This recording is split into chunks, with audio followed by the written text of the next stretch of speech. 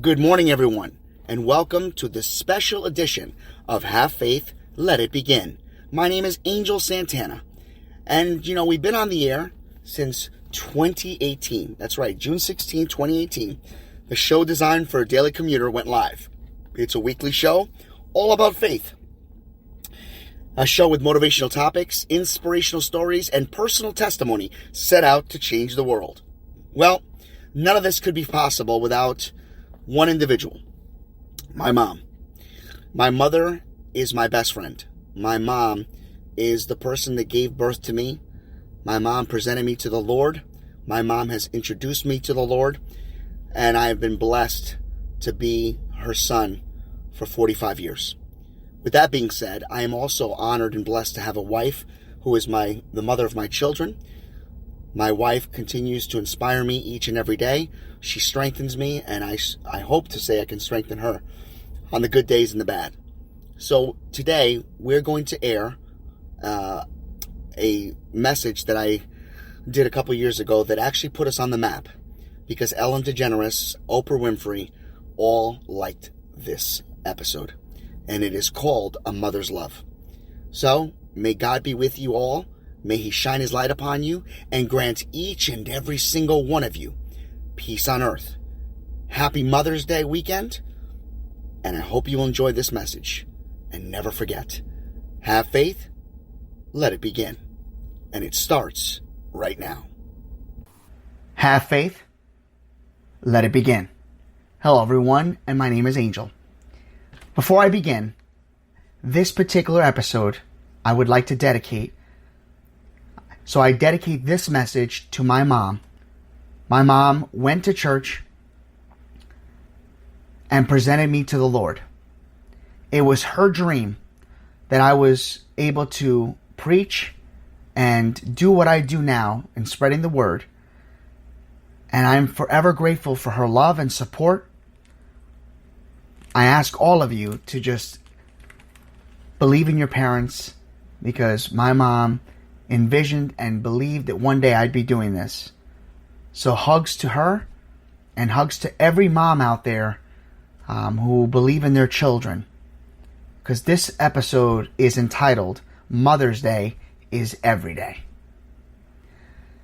Today I want to just welcome every single mom to this channel, every single parent to this channel. I would like to honor all mothers who have gone to be with the Lord and are watching down on all of us each and every day. Let's begin with the definition of the word mother. In the dictionary, it says a mother is a woman in a relation to a child or children to whom she has given birth to. Pretty straightforward, wouldn't you agree? It's not a flattering, though, or honorable definition. Always believe that. See, today, we're going to actually rewrite the definition.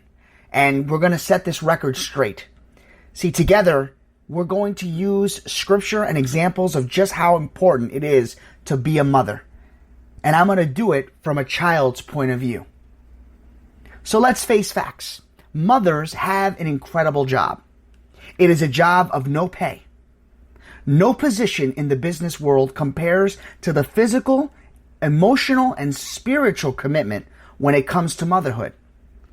A mother doesn't take a course or preliminary test on how to prepare for such an important role. In the Bible, it says, "May your father and mother rejoice. May she who gave you birth be joyful." A mother's job begins from the moment we are born. She is the first person who ever touched you. She kept us in her womb for months. And when we came out, her first priority was to hold you. And then she cuddled with you. She stroked your head. She rubbed your feet. She held your little cheeks against hers. She gave you a finger to grasp. She changed your diapers. She potty trained you. She watched you crawl. And when it was time, she held your hands out so you could take your first steps. She held the Kleenex for you to blow your nose. She wiped food off your faces. She rocked you back and forth until you fell asleep. She consistently touched you. She told you that she loved you. When you were little, she could say, "Give me a kiss." I've even heard mothers and grandmothers say the current expression, "Come and give me some sugar."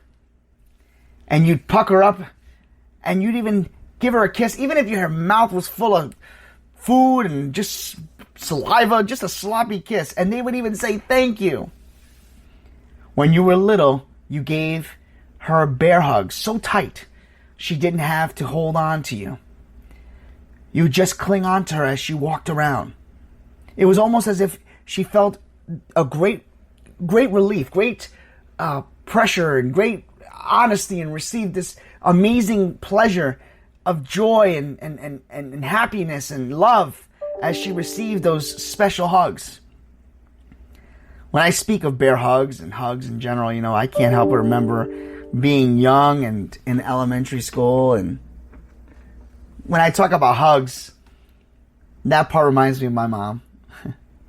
Growing up, I always was a mama's boy. I really was. Especially during grades kindergarten through 5th grade. As I attended my local elementary school, my mom was a crossing guard. As you heard in recent episodes. She was a crossing guard for our town, and I remember when I was the young boy who always cried when it was time to leave my mom just to go to school. I didn't want to leave her side. As a young boy growing up, I was never embarrassed to hug my mother, not even in public. 40 years later, I still hug my mom in public with love and pride. To me, once my mom gave me that special hug, everything just seemed okay. And even though you had to let her go, the feeling would last forever. I can recall being asked by my friends, "Why do you hug your mom all the time?" To me, it was very simple. My mom is my best friend. As I got older, I noticed the world today, too often, many kids are embarrassed to show affection to their mother or father. So here's my question to all of you. When was the last time you gave your mother a big hug? When was the last time you gave her a big hug without asking for it? A kiss on the cheek, maybe even a back rub. Or maybe just sat on the couch and spoke with her. Mothers have a sympathetic ear. Mothers listen as you pour out your heart. Mothers have the best radar. I think a lot of moms would agree with that. Mothers always know when something's wrong. I've had friends who lived hundreds of miles away, and the mother would call them out of the blue and say, "Is everything okay?" Growing up, I discovered a point in every kid's mind or young adult's life when sitting next to your mom in public or hugging her is the most embarrassing thing. Even if they kiss you in front of your friends, it's like pretty much of a social nightmare. No, mom, don't kiss me, don't kiss me. Remember, the day a child is born, so is a mother. The woman was always there, but it wasn't until the second the little baby boy or girl was born that a mother was born. A mother and her child have a special bond that only they can understand. You can fool most of your moms, or most of your friends, I should say, most of the time. But you can't fool mom. She sees right through you and always knows when something's wrong. Some would even say that mother's radar is a mother's intuition. I say it's a mother's love and a bond for her child. A mother will always show you understanding even when you think you don't deserve it. The Bible will tell you that as a mother comforts her child, so will I comfort you. I can recall back in 2005 when a buddy of mine wanted to go out for the day to the beach. It was a warm, sunny day, beach weather day. As we're getting ready to go out, his mother called and asked if he was there. You see, my buddy didn't want to do anything at that moment. He wanted to just go to the beach. And as we were getting ready to go out, the mom had already reached out to him and asked if he was doing anything that day. And he was so quick to say, yeah, I'm busy, Mom. And I remember saying to my buddy, I says, why don't you just take her out? Do what you got to do. The beach isn't going anywhere.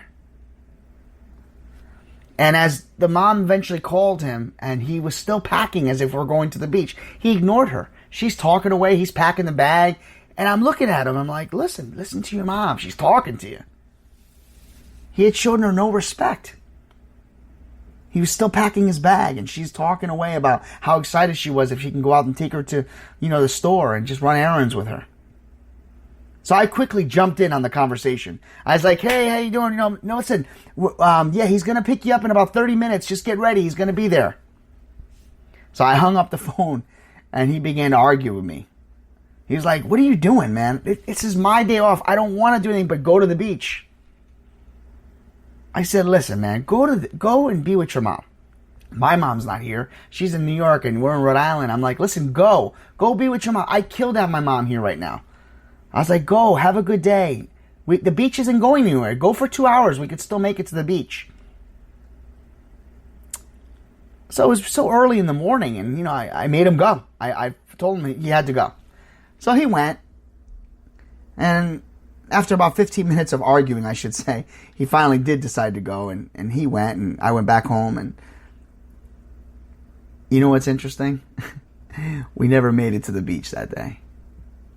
He eventually called me back that evening and told me that he was having so much fun with her, he decided to take her out to dinner. The Bible will tell you that children should obey your parents in the Lord, for this is right. It tells you to honor your father and mother, that it may go well with you, and that you may live long in the land. It's right out of the Bible. Every year we celebrate Mother's Day.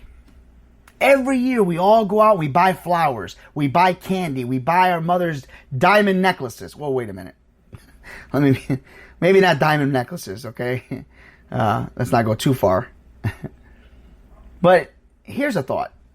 Why do we have to wait once a year for that Mother's Day to come around for our children and our loved ones to treat their moms like queens and princesses? Why do we have to wait for Father's Day to do that? Or Grandparents' Day? Why? Our parents deserve our touch, our affection, our love each and every day. Believe me. It would mean more to them to show that type of commitment of respect, love, and affection each and every day than to shower them once a year with flowers, candy, or gifts. Honor your father and your mother so that you may live long in the land the Lord your God is giving you. So this message is for all kids, all teenagers, all young adults. Everywhere out there that listens to this show.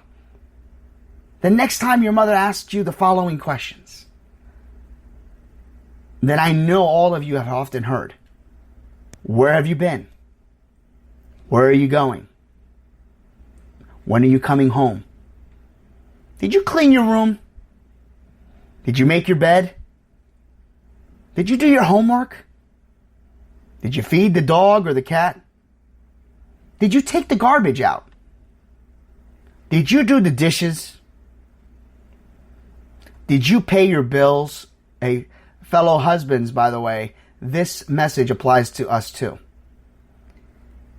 Because as a married man myself, I can recall a verse from the Bible, and it's Proverbs chapter 18, verse 22. It says, "He who finds a wife finds what is good and receives favor from the Lord." Always remember that mothers deserve our attention. Mothers deserve our affection. Mothers should always be told two things: thank you and I love you. Ladies, whether you have children of your own or not, you can still have the heart of a mom. The heart of a mom is one that encourages, inspires, invests, in the lives of others. It is a heart that nurtures and influences people with love and tenderness. We all have the opportunities to influence and inspire others. We all have the opportunity to deposit words of faith and encouragement into each other's hearts. We can be an example of love and faith because there's nothing on earth like the treasure of a mother's heart. To all mothers who have invested so much into their lives of their children, may you be blessed, may you be strengthened and empowered by the Holy Spirit. May you know that the greatest of the gift that you are to this world. And let me just conclude by saying this. I leave everyone with what my mom always tells me. My mom always, since I was a kid, says to me, Angel, when you were born, all the angels came from heaven. Do you know why? Because you're special. Moms always have a certain thing they say to you. So if there's a thing that your mom says to you or a grandparent that raised you and any of those, remember what they said to you. So my definition of mother comes out of the Bible. Because when I hear the word mother, I think of Corinthians chapter 13. And it goes just like this if you've never heard it. Love is patient. Love is kind. It does not envy. It does not boast. It is not proud. It does not dishonor others. It is not self-seeking. It is not easily angered. It keeps no record of wrongs. Love does not delight in evil, but rejoices with the truth. It always protects, always hopes, always perseveres. That is what a mother is all about. Parents, honor one another. Believe in one another. Believe in yourself. Believe in God. Believe in your parents. Honor them. Respect them. Each and every day. Remember that a mother's smile can brighten any moment. A mother's hugs put joy in all of our days. As we join together and honor each woman every single day, remember those who are smiling down from the heavens. And let us remember to honor them and honor our parents and our mothers each and every day. Have faith. Let it begin. I love you, Mom. You're my best friend.